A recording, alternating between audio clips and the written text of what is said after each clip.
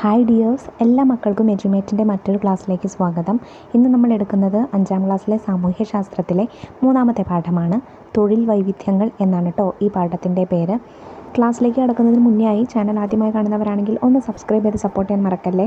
അതുപോലെ തന്നെ നിങ്ങളുടെ കൂട്ടുകാരിലേക്ക് കൂടെ ഈ വീഡിയോ ഷെയർ ചെയ്ത് കൊടുക്കുകയും വേണേ. നിങ്ങൾക്ക് ആവശ്യമുള്ള 5ാം ക്ലാസ്സിലെ വിഷയങ്ങളുടെ വീഡിയോസ് എല്ലാം STD 5 2024 എന്നുള്ള പ്ലേലിസ്റ്റ് നോക്കിയാൽ നിങ്ങൾക്ക് ലഭിക്കുന്നതാണ്. ഇനി സാമൂഹ്യശാസ്ത്രത്തിൻ്റെ മാത്രം വീഡിയോസ് മതിയെങ്കിൽ STD 5 സോഷ്യൽ സയൻസ് എന്നുള്ള പ്ലേലിസ്റ്റ് നോക്കിയാൽ അതിൽ ലഭിക്കുന്നതാണ്. അപ്പോൾ ശരി, നമുക്ക് നേരെ ക്ലാസ്സിലേക്ക് കടക്കാം. പാഠം തുടങ്ങുന്ന സമയത്ത് ഇവിടെ തന്നിട്ടുള്ള ചിത്രങ്ങൾ നോക്കിക്കേ മക്കളെ. ദിവസേന വീട്ടിലെ പൂന്തോട്ടം കൃത്യതയോടെ നനയ്ക്കുന്നതിന് കീർത്തിക്ക് അച്ഛനും അമ്മയും മിഠായി സമ്മാനമായി നൽകുന്നതാണ് ആദ്യത്തെ ചിത്രത്തിലുള്ളത്. ഇനി രണ്ടാമത്തെ ചിത്രത്തിൽ എന്താ ഉള്ളത്? വീട്ടിലെ തുണികൾ കൃത്യതയോടെ മടക്കി വയ്ക്കുന്നതിന് തേജസിൻ്റെ അച്ഛനും അമ്മയും കഥാപുസ്തകം സമ്മാനമായി നൽകുന്നു. മുകളിൽ കൊടുത്തിരിക്കുന്ന ചിത്രങ്ങൾ ശ്രദ്ധിച്ചുവല്ലോ. പൂന്തോട്ടം നനച്ചതിന് കീർത്തിക്ക് ലഭിച്ചത് എന്താണ്? കീർത്തിക്ക് അവരുടെ അച്ഛനും അമ്മയും മിഠായിയാണല്ലേ കൊടുത്തത്. വീട്ടിലെ തുണികൾ മടക്കി വെച്ചതിന് മാതാപിതാക്കൾ എങ്ങനെയാണ് തേജസ്സിനെ അനുമോദിച്ചത്? തേജസ്സിന് അവർ കഥാപുസ്തകങ്ങൾ സമ്മാനമായി നൽകി. നിങ്ങളുടെ വീട്ടിലെ മുതിർന്നവർ ചെയ്യുന്ന ജോലിക്ക് പകരമായി എന്താണ് ലഭിക്കുന്നത്? നമ്മുടെ വീട്ടിലെ അച്ഛനും അമ്മയും ചേട്ടനും ചേച്ചിയൊക്കെ ജോലി ചെയ്യുമ്പോൾ അവർക്ക് അതിന് പകരമായിട്ട് ലഭിക്കുന്നത് എന്താണ്? പണമാണ്, അല്ലെങ്കിൽ വേതനം, അല്ലെങ്കിൽ വരുമാനം എന്നൊക്കെ പറയും. അതാണല്ലേ ലഭിക്കുന്നത്? വരുമാനം. ചിത്രങ്ങൾ നിരീക്ഷിക്കൂ. ആദ്യം ഒരു അധ്യാപികയെ പഠിപ്പിക്കുന്നതാണ്. പിന്നെ കച്ചവടം ചെയ്യുന്ന ചിത്രമുണ്ട്. കുട്ടികളും പാരൻസും എല്ലാവരും കൂടെ ചേർന്ന് ക്യാരംസ് കളിക്കുന്ന ചിത്രമുണ്ട്. പിന്നെയോ ഒരു ഡോക്ടറുടെയും നഴ്സിൻ്റെയും ശുശ്രൂഷിക്കുന്ന ഒരു ചിത്രമുണ്ട്. പിന്നെ കുട്ടികൾ ചിത്രം കളറ് കൊടുക്കുന്ന പെയിൻറ്റിങ് ചെയ്യുന്ന ഒരു ചിത്രമുണ്ട്. പിന്നെ അതുപോലെ ചെറിയ കുട്ടികൾ വോളിബോൾ കളിക്കുന്ന ഒരു ചിത്രമുണ്ട് ഇല്ലേ. വിവിധ പ്രവർത്തനങ്ങളിൽ ഏർപ്പെട്ടിരിക്കുന്ന വ്യക്തികളുടെ ചിത്രങ്ങൾ നൽകിയിരിക്കുന്നത് നിരീക്ഷിച്ചല്ലോ. ഓരോരുത്തരും ഏതെല്ലാം പ്രവർത്തനങ്ങളിലാണ് ഏർപ്പെട്ടിരിക്കുന്നത്? കച്ചവടം, അധ്യാപനം, പിന്നെയോ ക്യാരംസ് കളിക്കുന്നു. പിന്നെ ആതുര സേവനമുണ്ടല്ലേ, ഈ ഹോസ്പിറ്റലിലുള്ളതാണ് നമ്മൾ ആതുര സേവനം എന്ന് പറയുന്നത്. അതുപോലെ കളറിങ്, പിന്നെ ഗെയിം കളിക്കുകയല്ലേ, വോളിബോൾ ഗെയിം കളിക്കുകയല്ലേ. ഇവയിൽ ഏതെല്ലാം പ്രവർത്തനങ്ങൾക്കാണ് പ്രതിഫലമായി പണം ലഭിക്കുന്നത്? ഇതിൽ പ്രതിഫലമായി പണം ലഭിക്കുന്ന ജോലികളെന്ന് പറയുന്നത് അധ്യാപനവും പിന്നെ കച്ചവടവും അതുപോലെ ആതുര സേവനമാണ്. ഏതെല്ലാം പ്രവർത്തനങ്ങൾക്കാണ് സമ്മാനം ലഭിക്കുന്നത്? ജയിച്ചാൽ സമ്മാനം ലഭിക്കുന്നത് ഇതിൽ നോക്കിക്കേ, കളറിങ്ങിനുണ്ട്. അതുപോലെ ക്യാരംസ് ജയിച്ചാൽ ക്യാരംസിന് കിട്ടും. പിന്നെ വോളിബോൾ ജയിച്ചാൽ വോളിബോളിനും നമ്മൾ സമ്മാനം കൊടുക്കും ഇല്ലേ. അപ്പോൾ ചിലതിന് സമ്മാനവും ചില ജോലികൾക്ക് പ്രതിഫലം സമ്മാനവും ചില ജോലികൾക്ക് പ്രതിഫലം പണവുമാണ് ലഭിക്കുന്നത്. നമ്മൾ ചെയ്യുന്ന ചില പ്രവർത്തനങ്ങൾക്ക് സമ്മാനവും ചിലതിന് പ്രതിഫലവും ലഭിക്കുന്നു. അധ്യാപനം, കച്ചവടം, ആതുര സേവനം തുടങ്ങിയ പ്രവർത്തനങ്ങളിലൂടെ വ്യക്തികൾക്ക് പ്രതിഫലമായി പണം ലഭിക്കുന്നു. വിവിധ സാമ്പത്തിക പ്രവർത്തനങ്ങളിൽ ഏർപ്പെട്ടതിൻ്റെ ഭാഗമായി ഒരു വ്യക്തിക്ക് നിശ്ചിത കാലയളവിൽ ലഭിക്കുന്ന പണമാണ് വരുമാനം എന്ന് പറയുന്നത്. ഇങ്ങനെ പണം പ്രതിഫലമായി ലഭിക്കുന്ന മറ്റ് പ്രവർത്തനങ്ങൾ ഏതൊക്കെയാണെന്ന് അന്വേഷിച്ച് കണ്ടെത്തൂ. ഒരുപാടുണ്ടല്ലേ. പോലീസ്, വക്കീൽ, അതുപോലെ എൻജിനീയറായിട്ട് ജോലി ചെയ്യുന്നത്, പിന്നെയോ നമ്മുടെ കൂലിപ്പണി, മീൻ കച്ചവടം തുടങ്ങിയിട്ടുള്ള എല്ലാ ചെറുതും വലുതുമായ ജോലികൾക്കും പ്രതിഫലം ലഭിക്കുന്നുണ്ട്. തൊഴിൽ. ഈ കവിത ശ്രദ്ധിക്കൂ. പഠിപ്പു തീർന്നാൽ. ചോദ്യം: പഠിപ്പു തീർന്നാൽ പള്ളിക്കൂടം വിട്ടുകഴിഞ്ഞെന്നാൽ പറയുക പിന്നീട് എന്തൊരു പണിക്ക് പോകും നീ? ഉത്തരം: ഒന്നാമൻ കൃഷിക്ക് പോകും ഞാൻ. കൃഷിക്ക് നമ്മുടെ പിതാക്കൾ ചെയ്തൊരു തൊഴിൽക്ക് പോകും ഞാൻ. രണ്ടാമൻ പണം മുടക്കി കോടിക്കണക്കിനു കച്ചവടത്തിനായി തുനിഞ്ഞിടും ഞാൻ. തൊഴിലിതിൽ നല്ലതു വേറെയൊന്നുണ്ടാമോ? മൂന്നാമൻ നാട്ടിൽ അശിക്ഷിതരായലയുന്ന ശിശുക്കളെയെല്ലാം ഞാൻ കൂട്ടി മികച്ചൊരു വിദ്യാനിലയം ആരംഭിച്ചിടും. നാലാമൻ പഠിപ്പു തീർന്നാൽ പട്ടാളത്തിൽ പോയി ചേരും ഞാൻ. പടനായകനായി ഭാരതരാജ്യം പരിപാലിക്കും ഞാൻ. അപ്പോൾ 4 കുട്ടികളുടെ ഭാവി സ്വപ്നത്തെക്കുറിച്ചാണല്ലേ കവിതയിൽ പറഞ്ഞിട്ടുള്ളത്. ആദ്യത്തെ ആൾ കൃഷിപ്പണിക്ക്, രണ്ടാമത്തെ ആൾ വ്യവസായം, മൂന്നാമത്തെ ആൾ അധ്യാപനം, നാലാമത്തെ ആൾ പട്ടാളം. വിദ്യാഭ്യാസ കാലഘട്ടത്തിനു ശേഷം നാം തിരഞ്ഞെടുക്കുന്ന വിവിധ തൊഴിലുകളെക്കുറിച്ചാണ് കവി ഇവിടെ സൂചിപ്പിക്കുന്നത്. എന്തെല്ലാം തൊഴിലുകളെക്കുറിച്ചാണ് ഈ വരികളിൽ പറയുന്നത്? കൃഷി, വ്യവസായം, അധ്യാപനം, പട്ടാളം. ഭാവിയിൽ നിങ്ങൾ ചെയ്യണമെന്ന് ആഗ്രഹിക്കുന്ന തൊഴിൽ ഏതാണ് മക്കളെ? നിങ്ങൾക്ക് ആരായി തീരണമെന്നാണ് ആഗ്രഹം? അതവിടെ എഴുതി കൊടുക്കണേ. കായികമായ തൊഴിൽ മാത്രമാണോ മനുഷ്യർ ചെയ്യുന്നത്? എന്താ മക്കളെ, കായികമായ തൊഴിലെന്ന് പറഞ്ഞാൽ നമ്മൾ ശാരീരികമായി ഒരുപാട് അധ്വാനിക്കുന്ന തൊഴിലിനെയാണ് നമ്മൾ കായിക തൊഴിൽ എന്ന് പറയുന്നത് അല്ലേ. അപ്പം അത്തരത്തിലുള്ള തൊഴിൽ മാത്രമല്ല മനുഷ്യർ ചെയ്യുന്നത്. മനുഷ്യർ അധികം അധ്വാനമില്ലാത്ത തൊഴിൽ ചെയ്തും വരുമാനങ്ങൾ ഉണ്ടാക്കുന്നുണ്ട്.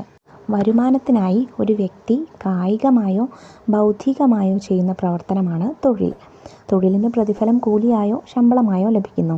വ്യക്തികളുടെ പ്രധാന വരുമാന മാർഗ്ഗമാണ് തൊഴിൽ. അപ്പോൾ ബൗദ്ധികമായി എന്ന് പറയുന്നത് എന്താണ് മക്കളെ? നമ്മുടെ ബുദ്ധി ഉപയോഗിച്ച് ചെയ്യുന്ന തൊഴിലുകളാണ്.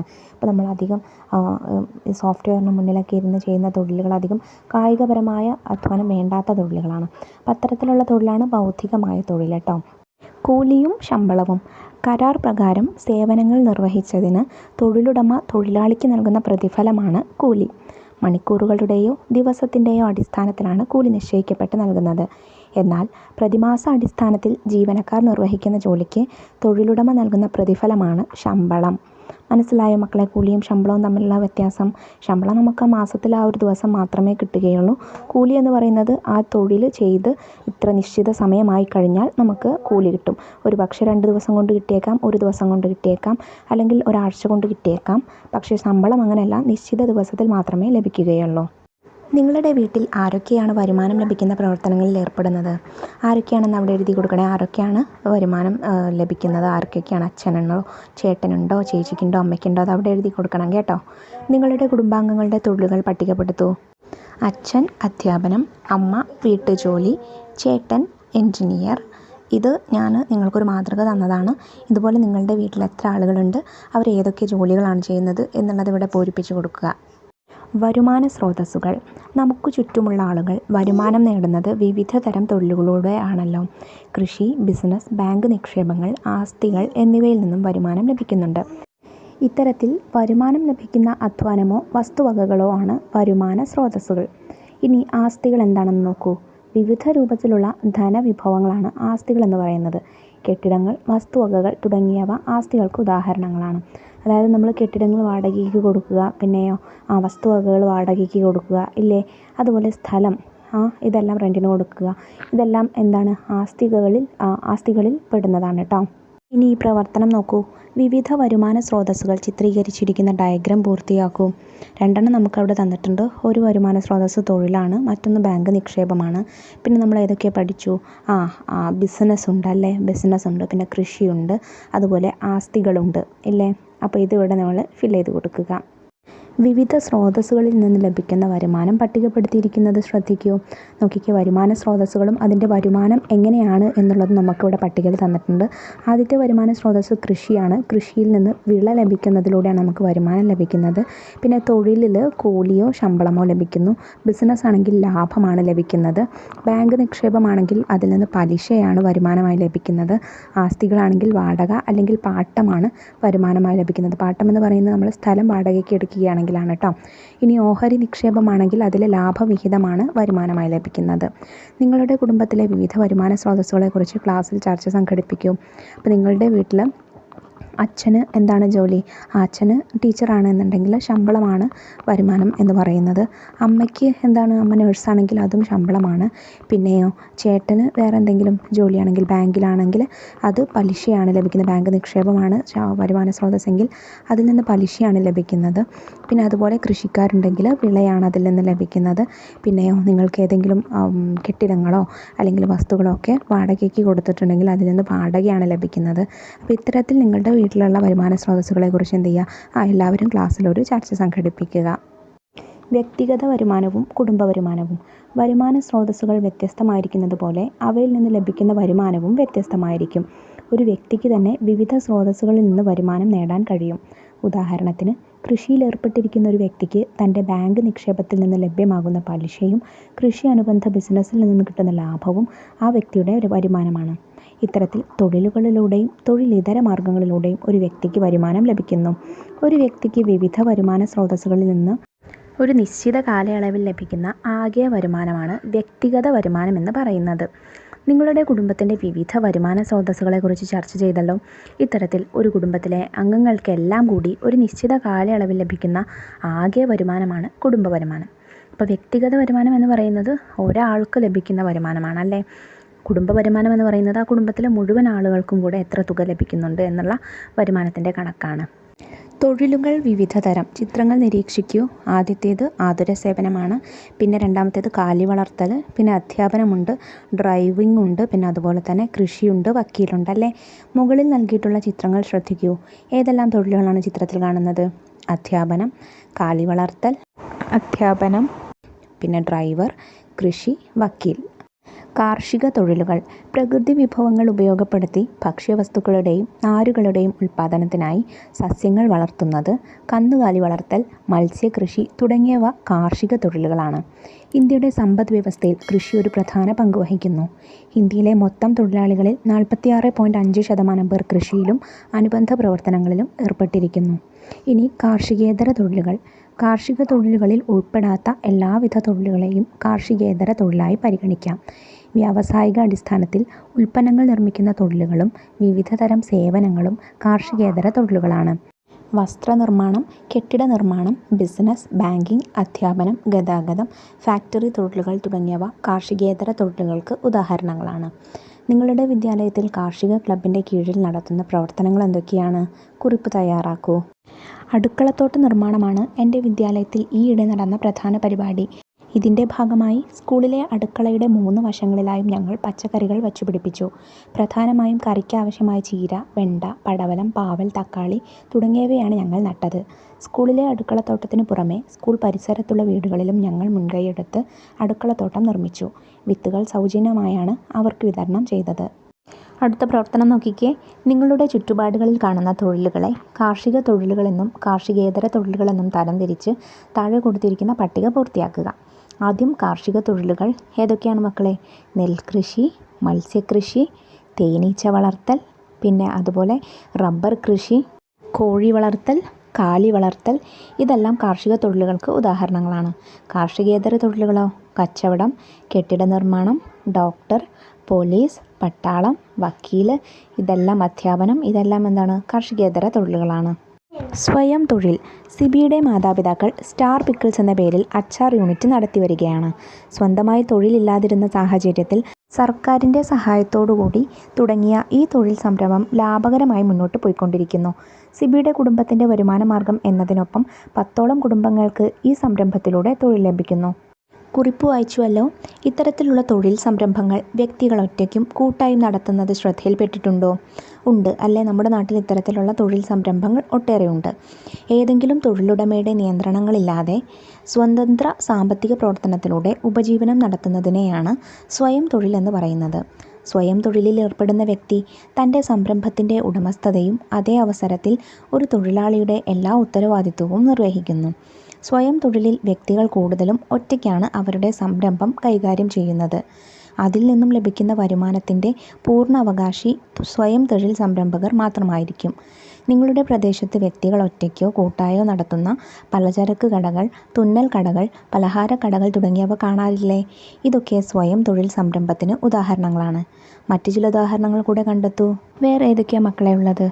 പപ്പടം പപ്പട നിർമ്മാണം ചെയ്യുന്നവരുണ്ട്. അതുപോലെ തന്നെ അപ്പം നിർമ്മിക്കുന്നവരുണ്ട് അല്ലേ. കുഴിയപ്പം, നെയ്യപ്പം അതെല്ലാം നിർമ്മിച്ച് വിൽക്കുന്നവരുണ്ട്.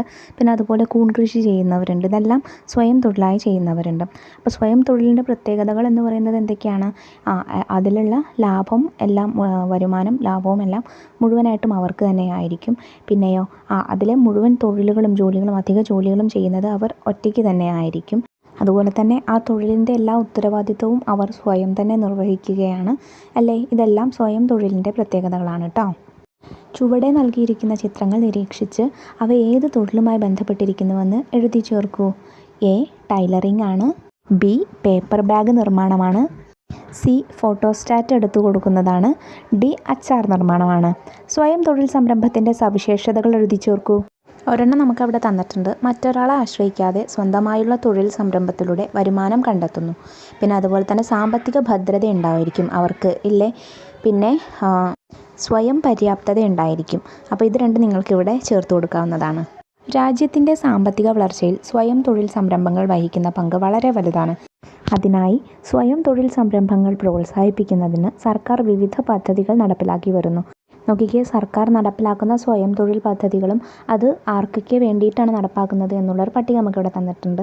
ഒന്ന് നവജീവൻ പദ്ധതി. നവജീവൻ പദ്ധതി മുതിർന്ന പൗരന്മാരിലേക്കാണ്, നാട്ടിലെ മുതിർന്ന പ്രായമായ പൗരന്മാരിലേക്കാണ്. പിന്നെ കൈവല്യ ഭിന്നശേഷിക്കാർക്കാണ്, അതായത് എന്തെങ്കിലുമൊക്കെ അംഗവൈകല്യം ഉള്ളവർക്ക് വേണ്ടിയിട്ട്. പിന്നെ ശരണ്യ എന്നുള്ള പദ്ധതി വനിതകൾക്ക് വേണ്ടിയിട്ടാണ്, അതായത് സ്ത്രീകൾക്ക് വേണ്ടിയിട്ടാണ്. അതുപോലെ മറ്റൊന്നാണ് മൾട്ടി പർപ്പസ് ജോബ് ക്ലബ്ബ്. അതിൻ്റെ ഗുണഭോക്താക്കൾ എന്ന് പറയുന്നത് 5 പേരോ അല്ലെങ്കിൽ അതിലധികമോ ആയിട്ടുള്ള കൂട്ടസംരംഭകർക്ക് വേണ്ടിയിട്ടാണ് ഈ പദ്ധതിയുള്ളത്. സ്വയം തൊഴിൽ സംരംഭത്തിലൂടെ വിജയം നേടിയ ചിലരുടെ അനുഭവങ്ങളാണ് താഴെ കൊടുത്തിരിക്കുന്നത്. നോക്കിക്കേ.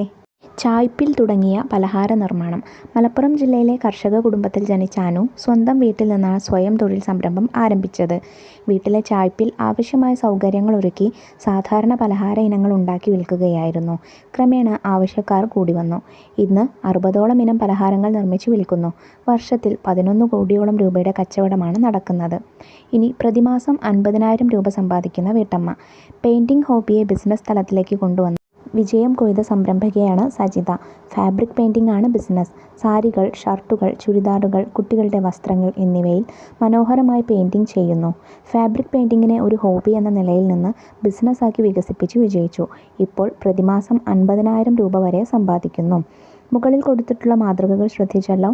അധ്വാനിക്കാനുള്ള മനസ്സും ആത്മവിശ്വാസവും ഉണ്ടെങ്കിൽ വിവിധ തൊഴിലുകൾ ചെയ്ത് ജീവിത വിജയം നമുക്ക് കൈവരിക്കാം. എല്ലാ തൊഴിലിനും അതിൻ്റേതായ മഹത്വമുണ്ട്. വിദ്യാഭ്യാസത്തിനും അഭിരുചിക്കും അനുസരിച്ച് ഇഷ്ടമുള്ള തൊഴിൽ തിരഞ്ഞെടുക്കാൻ ഓരോരുത്തർക്കും അവകാശമുണ്ട്. ഒരു രാജ്യത്തിൻ്റെ സാമൂഹിക സാമ്പത്തിക പുരോഗതി നിർണ്ണയിക്കുന്നതിൽ തൊഴിലുകൾ പ്രധാന പങ്ക് വഹിക്കുന്നു. അപ്പോൾ ഇത്രയും കാര്യങ്ങളാണ് നിങ്ങൾക്ക് തൊഴിൽ വൈവിധ്യങ്ങൾ എന്നുള്ള ചാപ്റ്ററിൽ പഠിക്കാനായിട്ടുള്ളത്. നിങ്ങൾക്കിനി ഇതിൻ്റെ തുടർ പ്രവർത്തനങ്ങൾ ചെയ്തു തരണം എന്നുണ്ടെങ്കിൽ കമൻറ്റ് ബോക്സിലൂടെ അറിയിക്കുക. നമ്മൾ പെട്ടെന്ന് തന്നെ അപ്ലോഡ് ചെയ്ത് തരാം കേട്ടോ. അതോടൊപ്പം തന്നെ ക്ലാസ്സിനെ കുറിച്ചുള്ള അഭിപ്രായങ്ങളും നിർദ്ദേശങ്ങളും അറിയിക്കാനും മറക്കരുതേ. 5ാം ക്ലാസ്സിലെ മറ്റു വിഷയങ്ങളുടെ വീഡിയോകൾ നമ്മൾ വൈകാതെ അപ്ലോഡ് ചെയ്യുന്നതാണ്. വീഡിയോസ് കിട്ടുന്നതിന് വേണ്ടി ചാനൽ ഒന്ന് സബ്സ്ക്രൈബ് ചെയ്ത് തൊട്ടടുത്ത് കാണുന്ന ബെല്ലൈക്കണിൽ ഓൾ ബട്ടൺ പ്രസ് ചെയ്ത് വയ്ക്കാൻ മറക്കില്ലല്ലോ. അപ്പോൾ ശരി, നമുക്ക് അടുത്ത ക്ലാസ്സുമായി വീണ്ടും കാണാം. താങ്ക്